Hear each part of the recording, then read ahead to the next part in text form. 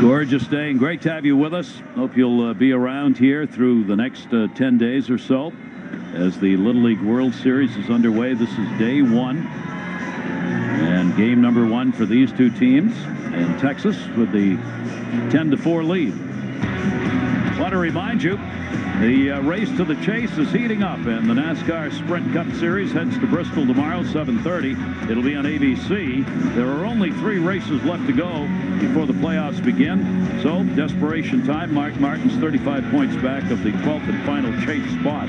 Coverage begins with NASCAR Countdown at 7 Eastern. We go to the bottom half of the 5th inning.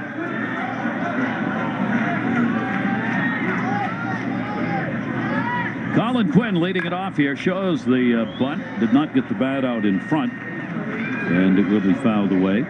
Minnesota sent 8 batters to the plate in that 4th inning, but could only come away with a couple of runs. And again, they left the bases loaded in that inning. They have been 1 hit away from really being in this ball game, almost right from the beginning. There's a breaking ball that didn't. It's like the little engine that could. Same difference. Like the breaking ball that didn't. Yes, I like it.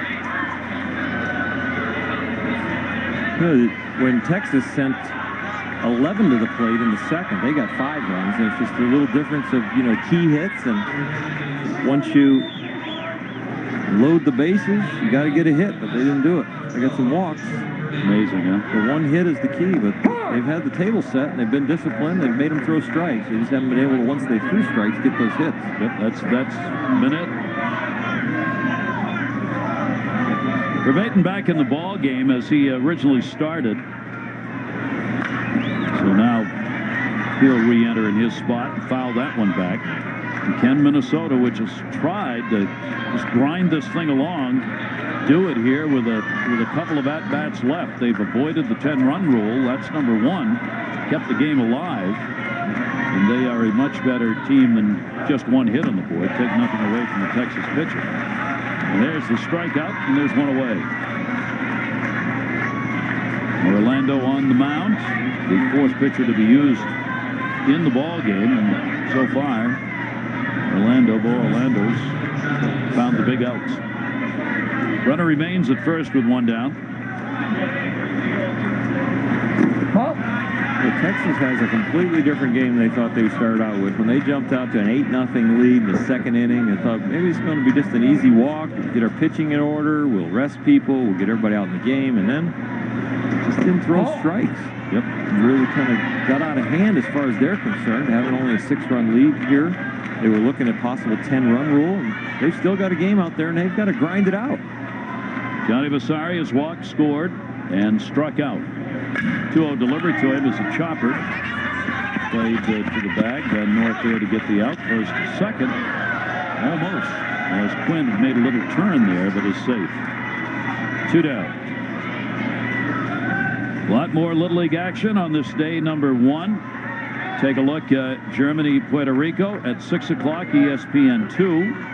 And Japan and Mexico, 2 powerhouses, at least expected to be, tonight at 8 o'clock, ESPN 2. That game we're doing at 8 o'clock, the Japan-Mexico game, a rematch of the International Championship game back in 2008. So there's some rivalry there. Those kids were watching that game on TV, and they know that the head-to-head competition between those 2 countries is 6-5 Japan.